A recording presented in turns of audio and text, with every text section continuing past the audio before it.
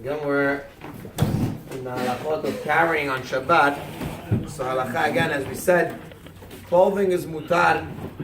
The question is in regards to jewelry.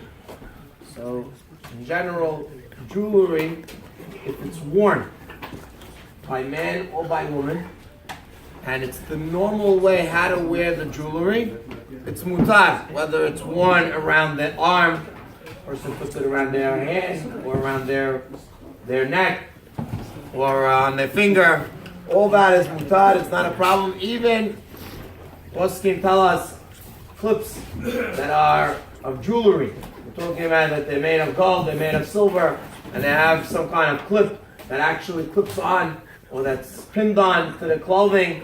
Again, many poskim hold it to mutar. However, there are those poskim that say that they're afraid that since the lady might take it off, that it's a little problematic. However, again, one could rely on the opinions that, again, as long as it's worn the normal way, it's mutar. However, all of this is, again, if it's worn. But if a person is carrying it in their hand, even if it's a piece of jewelry, then that's asur.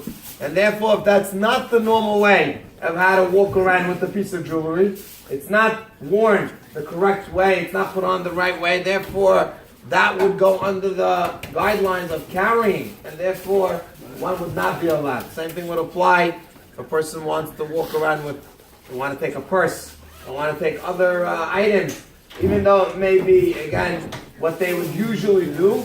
But on Shabbat, that would definitely be considered carrying, and one would not be allowed to take it, even if it may mean that there's nothing inside, even if it's totally empty.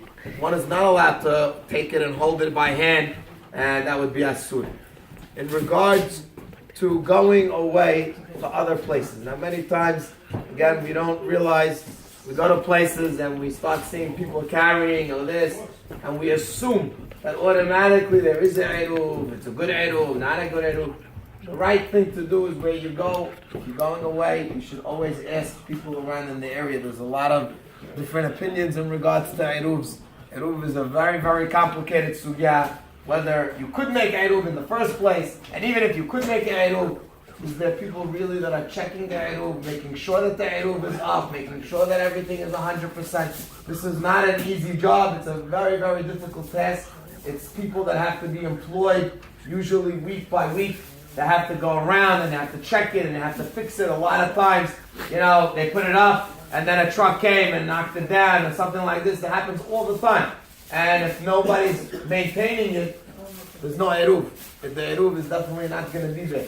So even if you go to a place that you see people carrying, you shouldn't automatically assume that probably there's an eruv or probably it's okay. One is not allowed to carry in places unless, again, you verify to make sure that the eruv is able to be put up, and again, that the eruv is being checked and maintained week after week.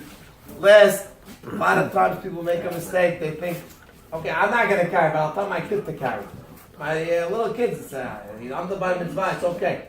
There's no heter for a little child to do nisur for somebody else. You can't ask your child to turn on your light for you. You can't ask your child to go and carry for you either. Therefore, one should refrain. I know a lot of times people use this heter and they're totally wrong. A child is not a goy. Even a goy is a whole big halakha in regards to whether you can ask him or not.